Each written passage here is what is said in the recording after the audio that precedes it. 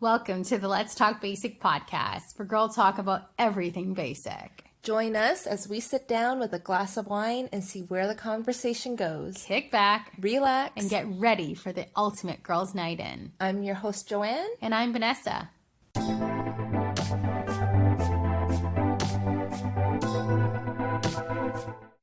Hey guys, welcome back to this week's Let's Talk Basic podcast. Vanessa, it is officially July. I can't believe it. I know. More than half of the year has gone by.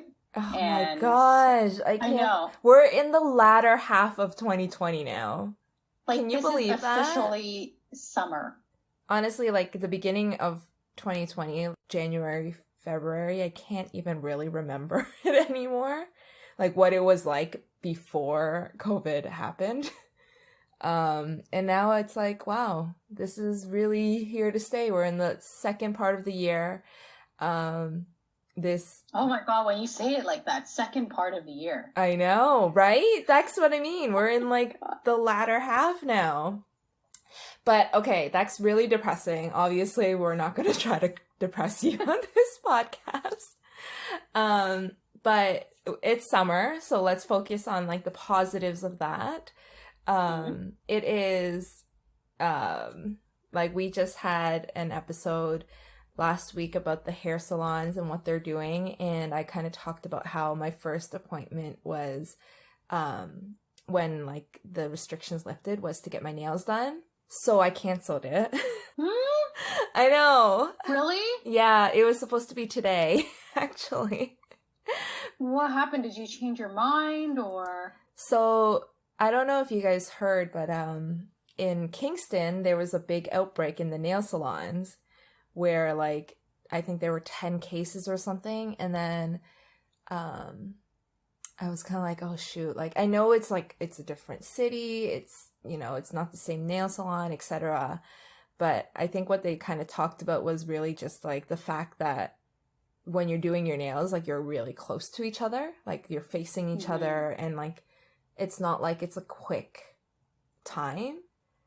And I was like, oh, like, should I do it? Should I not do it? And in the end, I decided not to because it wasn't essential enough. And I was like, right. It's too much time, like facing each other. Like it's at least an hour, right? Mm-hmm. So instead, I booked my wax. Okay. Because I was like, that's like a quick, like 10, 15 minute thing. It's in and out.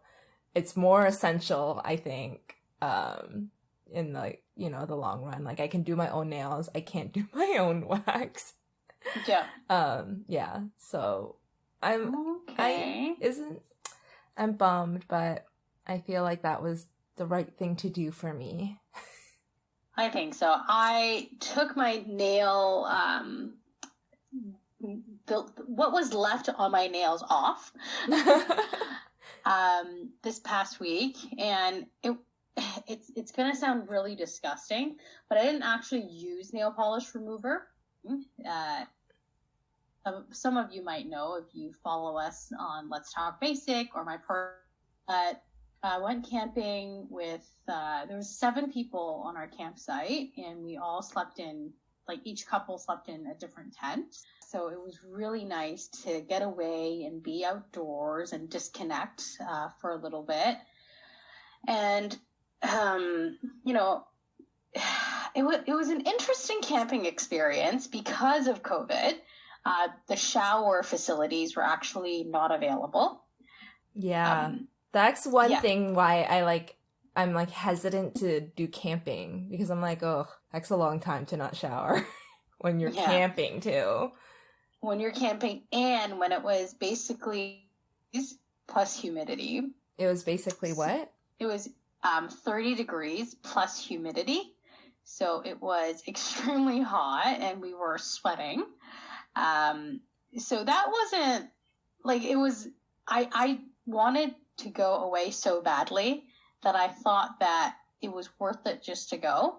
And I think, you know, it was, but I feel like the showers and not having showers when you are so hot and sweaty, gets kind of uncomfortable. Yeah. And there were so many mosquitoes at night because it was so hot that we kept spraying off, and it's like the deep woods kind. Yeah. And when I'm not sure if you used the deep woods ones, but if you get them on your skin and on your cuticles, they actually dissolve your nail polish because it's so strong. Oh. That's why. I know. So forget about acetone. If you really need a fast nail removal, just use off deep woods, because all of the nail polish that I had on is completely off. Wow. I never realized that. Oh, that's so funny. Yeah. But oh my gosh, that also makes me really terrified of using like DEET or off now. Yeah, it's pretty strong. And I feel like at the end of the night, you're just covered in that smell. It's like, yeah, you have the off, you have sunscreen, and you have sweat. Yeah. And I hate sleeping in mosquito repellent. Like that feeling is like so sticky. But yeah. Oh my gosh, yeah. So yeah, that when I think about that and not being able to shower too, that just makes me cringe. Yeah. And then on top of that, this campsite that we were at had porta potties. Oh, because the washrooms are closed, or was that normal? Honestly, it wasn't the most clean. So the porta potties were actually cleaner than the actual washrooms. And the washroom facilities actually had no lighting past a certain point. So it was completely like pitch dark if you had to go to the bathroom at night. So I'm not sure if I just booked a campsite that was not great or it's because of, COVID that they are limiting some of their facilities. But that was not a pleasant experience. But I honestly did have a lot of fun just being out on the lake and being on a boat and just swimming in the lake as well. So it was really nice just to get together with friends, socialize, be around the bonfire, drink, and, eat. So that part was great, as expected. But some of the facilities were not great. But I really wanted to book something on Canada Day weekend or week, just because I want to take advantage of, getting away, the extra days off that we'll have this week, and, maybe feeling like a Canadian, because this is what we do, right? Yeah, for listeners who don't know, July 1st is Canada Day, so that's a holiday in Canada. And this year, July 1st falls on a Wednesday. So it's super weird because it's not like a movable holiday where like it goes to the nearest weekend. It literally just falls on Wednesday and that's the day you get off. So it's like you work Monday, Tuesday, you get Wednesday off, and then you work Thursday, Friday.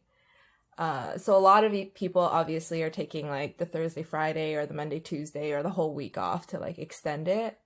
I'm taking Thursday, Friday off, so I'm actually going to Ottawa, which is our capital, and experiencing Canada Day there for the first time. So that'll be really awesome. Yeah, we'll see how that goes and how it's going to be under COVID. Like, I haven't traveled anywhere since we've been on lockdown, so I don't know what to expect. Are people even going to be on the streets? Like, who knows? I think they are. I was kind of walking down the streets just to look at what's going on, and because Toronto has lifted some of the restrictions and I feel like there's an overwhelming sense of can't wait to be on a patio, which is great. And I get that feeling because I also feel the same, but I'm having second thoughts about, if I actually want to be on a crowded patio, because some of the stuff that I'm seeing, like photos on like BlogTO and like looking anxiety about, because it's so close together in Toronto, right? The patios are actually not that big.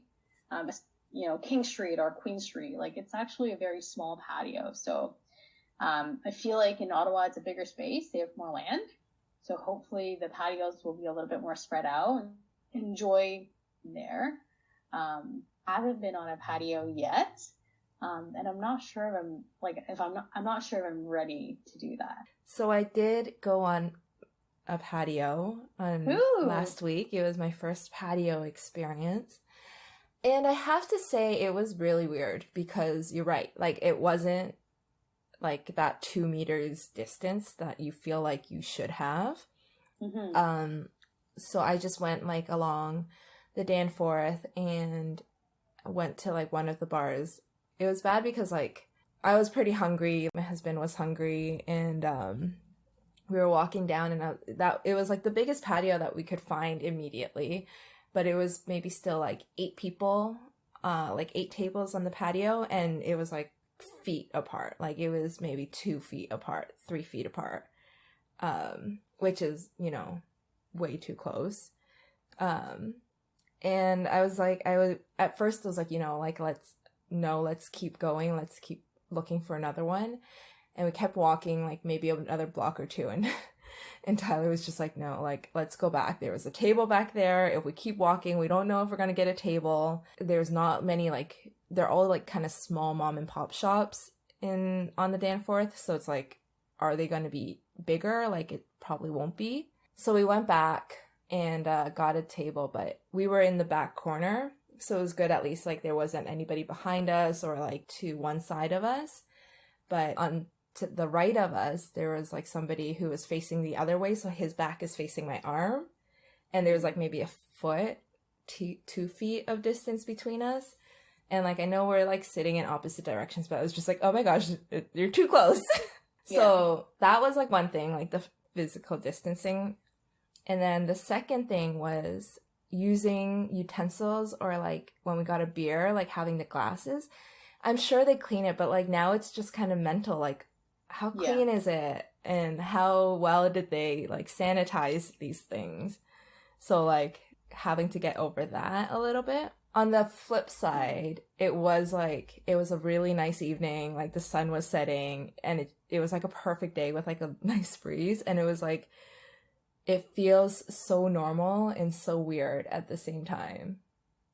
Oh. So that was like my patio experience. And then afterwards we went to another bar, because like we kind of just got a salad, because I was like, I don't know, I don't want to stay here long. So we got a salad, and we're like, we'll go somewhere else and get, like a fuller meal.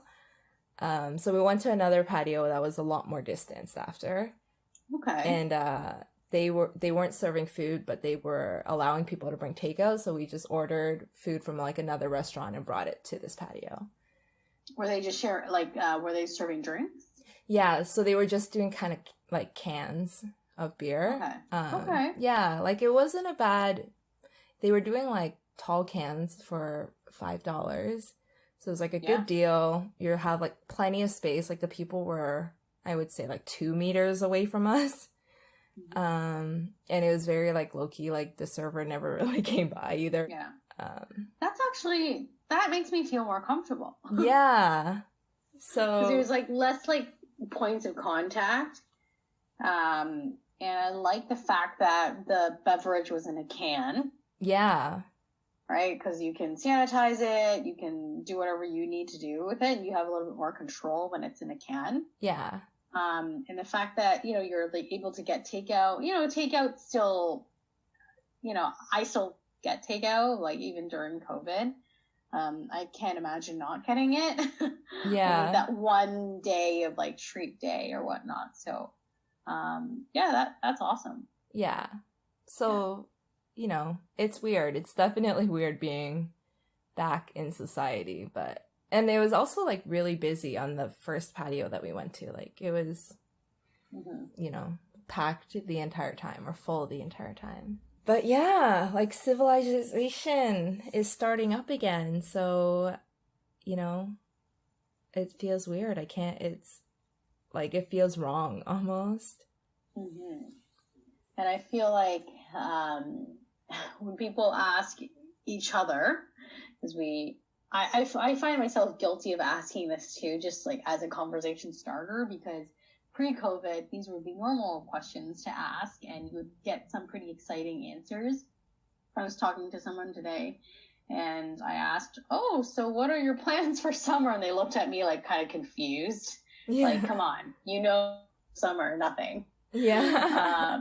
So a lot of people are like, oh, like, did you have to cancel any travel plans or anything like that? And usually during summer is my time to travel. It's a little bit slower at work. It's totally not the case right now. But I really think that after all of this, it's still going to change. Like the way that people work and the way that people interact will never be the same after this. But I think for us, it's more taking it one step at a time and slowly getting back to normal and feeling normal again. So I'm sure in a couple of weeks when I check in again, I will tell you about my first patio experience. Yeah. But I think everyone has their own comfort level as well. So there's no shame in like going to a patio and actually enjoying it. Because I totally get it. People who are living in condos who might not have outdoor space, like I can just imagine like how amazing it must feel to be on a patio with the sun on you and having a drink. So yeah, I'd love to do it, but I'm just not quite there yet. But then, hey, like camping, I thought was a really great first step. Yeah. Yeah. I feel like just going out and trying to get some sense of normalcy, no matter what it looks like for you, as long as you kind of do it in like a safe way. Yeah, like whatever you need to do to feel balanced, I feel like is kind of the key right now, because I think it's hard, right? Like we kind of talked about it, we always kind of mention it, but it's a really, really weird time and definitely hard for a lot of people. So leading, I guess, back into this weekend, I mentioned it's Canada Day. I'm going to Canada's capital. We thought it would kind of be a fun way to celebrate our Canada Day long weekend, and just talk a little bit about why it's so great to be Canadian. I'll start. I think for me, and I'm not sure if everyone feels the same way, the first thought I have about being Canadian, why I'm so grateful and so blessed to be Canadian, is our healthcare system. That's always the number one thing I think about, because when I talk to my relatives that are in Hong Kong and whatnot, they do not have free healthcare. Everything is a cost to them. They have to think about whether or not they want to get a scan, or simply just going to the doctor and visiting the doctor is money itself. So I can't imagine being in a system where how much money you make is dependent on whether or not you receive good healthcare. Yeah. So that's the number one thing that I absolutely love about being Canadian, because everyone is treated the same. And also meeting some of the people that are working in our front line. It's been a life-changing experience for me, because they are so, like, we're so grateful for them, but at the same time, they're also super grateful for us. I was able, through my work, I was actually able to meet a couple frontline workers while we were doing a shoot for the Princess Margaret. And it was a great story that was covered where one of the family, like a great family in Toronto, was actually like drawing cards for the frontline workers. These two great kids who are participating in the Color to Conquer campaign wanted to, make drawings and just thank the frontline workers. And they dropped off a bunch of like little packages that they made for the frontline workers. And we filmed them kind of like giving it to the frontline workers and surprising them. And the frontline workers are feeling so much love right now, as they should. And it doesn't just have to be during this time. We also have to remember that even after this, and even when we, conquer COVID or whatnot, that these are still the people who are, on the front lines, taking care of us and taking care of our elderlies, the people who are sick and people who are injured or whatnot. So it's amazing how these people feel. It's great that these people are feeling loved, but it's also amazing, like talking to some of them, that they're finally getting that recognition that I feel like they deserve. So healthcare for me is number one when I think about why I'm so grateful being Canadian. Mm-hmm. Yeah, I feel like we like don't value our healthcare system enough. Like everybody talks about it. You always hear like jokes on like American media about like Canada's healthcare. And yeah, like it's definitely something like I don't think I value it enough. But definitely like I think we have like a very good system, and like the inclusivity. But I think for me, like immediately the thought that came to me was just number one, actually. No. The first thought was like diversity. I think like that's my serious answer. Yeah. I'm obviously like being Asian. It's a very different environment, I feel like, growing up in Canada than anywhere else, because it's so like it's a very accepting culture, and like people genuinely we kind of joke about how people will be like, oh, like, where are you from? Like, where are you from really? But I feel like most people, I think most people like actually just, like they know how to act, because it's not weird for them to like meet an Asian person. So I definitely feel like grateful for that, or even just, like thinking about like my own life, and, like we have a lot of colors, I guess, in our family, like me being married to like a Dutch English white person, him having an adopted Black sister, and it's just a very like strange combination, I guess, but I feel like it's not strange, just because like the environment that we kind of grew up in is just, we have a very strong sense of acceptance and equality and diversity, and allowing and embracing different cultures and values. So that for me is definitely the one that I see the most. And then the second thing that comes to mind is like I really enjoy the diversity that comes across in our food, because I think honestly, yes, Canada, and like more specifically, I'll look specifically at Toronto, I think we have some of the best food in the world, and it's like you can get any kind of cuisine and find like a very good version of it, versus like I feel like in New York, you would think that there's so many like cultures there too, but for some reason I feel like their Asian food is never as good. And same like sometimes I feel like we have better dim sum on certain things than in like Hong Kong even. Right. So I do feel like we have a pretty strong food culture here that like people don't really know about. Yeah, I agree. Like food for me in Toronto is extremely good. I don't think we get as much recognition as I think we deserve on our food front. So there's a lot of great restaurants, got a lot of great mom and pop restaurants and authentic food that you can find in the city. And then one thing that I thought you were going to mention that you didn't, another thing for me is our Toronto Raptors. Oh, yeah, of course. Yeah. You know what, though? It's like, I'm so proud of them, But at the same time, I feel like it's like you've gone through so many like challenges, with them over the years since 95 that it's hard to be like they're the best thing about Canada, because like I remember so much heartbreak associated with them too. So it took a long time for us to get there. Yeah. But today we're still the reigning champs, so yes, we get another year. Yeah. And even like our Blue Jays, they had a time in our lifetime.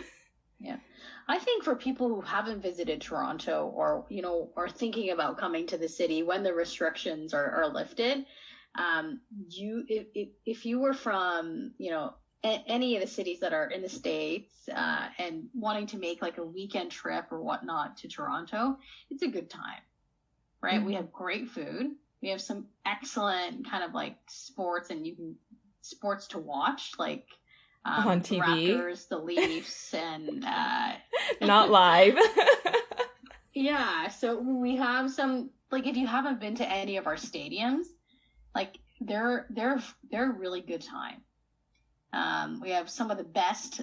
No, okay, maybe not the best, but we have a lot of great breweries in Toronto as well. That's another thing when I think about like Toronto culture. That's something that's really, really big in Toronto as well. So, so specifically for Toronto, I feel like it's a great tourist city. So when the restrictions are lifted, I feel like for people who haven't visited Canada or Toronto specifically, it's a great city to come see. Yeah. I feel like you can't discount Tim Hortons. Like, I only get ice caps during the summer, so ice caps. I haven't had one for an entire year now, and I haven't had one yet either because I haven't gone to Tim Hortons, but I've been craving ice caps, and you can't really get that satisfaction anywhere else. I feel like something about the Tim Hortons ice cappuccinos. They're nice and sugary. Yeah. They don't even taste like coffee. I think that's the thing. Like, I think we brought some friends from the States to Tim Hortons because they have heard so much about it. And we got them a double, and they're like, this isn't even coffee. It's delicious, but you're right. It's not coffee. It's almost like those coffee flavored candies that you get. That's what it is. Those in a are drink. So good. Yeah. Oh my gosh, Tim Hortons needs to come up with a coffee candy. I'm surprised that they candy. haven't. Why do they not have that? Or an ice cap ice cream bar, or like something like that. I think we're onto something. I think so too. They have come out with the cereal recently. They have the Timbit cereal. Oh, that's so sweet. Oh my gosh. Timbit though. It's the birthday cake. That is so sweet. I love it. Birthday cake is my favorite Timbit. 100%. And I feel like it'd be so delicious. Like, think of the cereal milk that you would get with that. It'd be so good. Boring. Honey dip is my favorite Timbit. Or honey curler. I hate honey crullers. Wow. They're so like weird and soft. I like the texture is soggy. No, it's fine because then you can have the honey crullers in the box, and I will take the chocolate dip and the sprinkles and the whatever Boston creamy ones with the jam inside. You like those? I don't like Boston cream, but the raspberry, the jelly ones with icing sugar around it. Those are the best. That's a no for me. Those are no good. I also feel like Tim Hortons has the best donuts. I do like their donut. Yeah. I love their donut. Yeah. They are like top-notch donuts, I think. The great thing about Tim Hortons donuts is that you can get them. And it doesn't matter like the time of day you get them, even after a day or whatnot, if you just microwave it for like 10 seconds, it becomes like fresh again. In my opinion.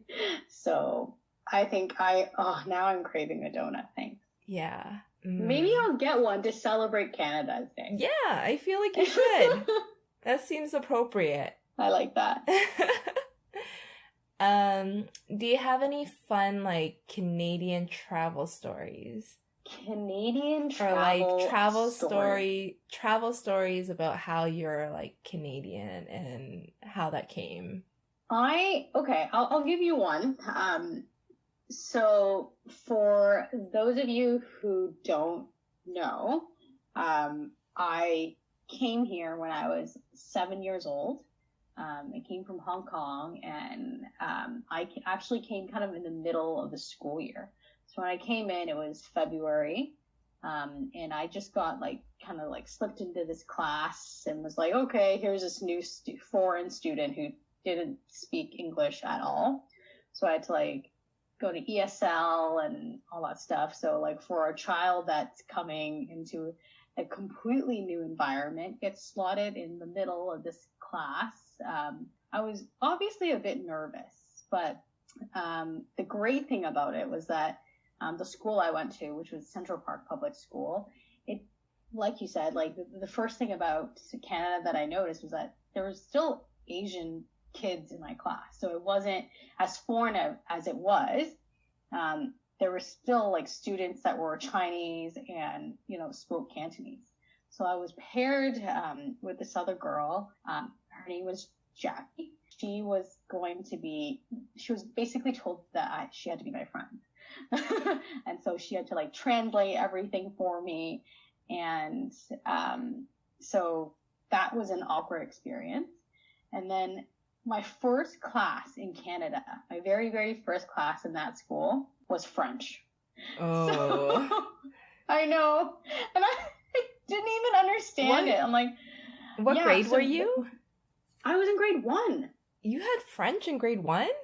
Yeah, you had to have French until I thought you had to have French until grade 8. Yeah, I feel like I started in grade 4. No, so when I went to the school, the first class that I had was French, and I was so confused. I'm I couldn't even master English, forget about French. But that was the crazy, that was so, for me, when I went home to tell my mom, and when I think back at it now, I'm that's so Canadian. Right? You come from Hong Kong, you don't know English, and you go to school for the first day, and your first class is in French. And so I had zero clue about what was happening. And then, during that same time, so I came in February, and then we started practicing this assembly for Canada Day. I can show you photos of it too. And we had to sing "Oh Canada" and try to memorize all these different poems about Canada, and I had no clue what I was doing. But for some reason, I was like a sponge. I soaked up everything. So in my first half a year that I was in Canada, I was able to recite a French poem, learn how to sing "Oh Canada," and then I'm pretty sure I got at the assembly, I got a Canada Immigrant Award, which I'm so thinking back at it, I'm that's so awkward. That's so awkward. Wait, was this award for being an outstanding Canadian immigrant? I think it was some kind of award for, embracing the Canadian culture. It was so weird. And I think my mom tried so hard to help me fit in that she got me a shirt with a beaver on it. Oh. That's so embarrassing. Not thinking back, I'm I was trying a bit hard. So cute. It was so bad. But it's a really weird, my first thought about Canada was actually my school experience. Did it make you feel more Canadian? I don't know. I feel like I was just trying to fit in. That's fair. Yeah, I think I was just trying to fit in, and the first thing that I wanted to do was not to go to ESL because I feel like that really separated me from the rest of the class, and everyone thought like I was getting special English class. Mm. So I mean, Yeah, you don't want to be me. like the odd one out.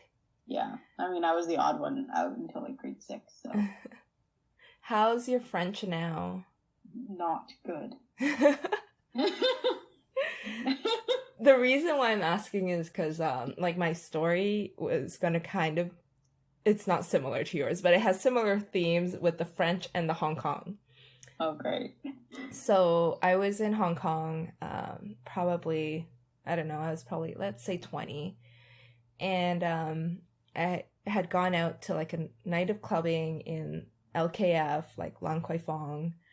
And it was like the end of the night. You know how like everybody's on the street, like everybody's partying. I was waiting for a taxi and like, you know, everybody's so friendly there. So like somebody started talking to me and this girl was like, "Oh, like where are you from?"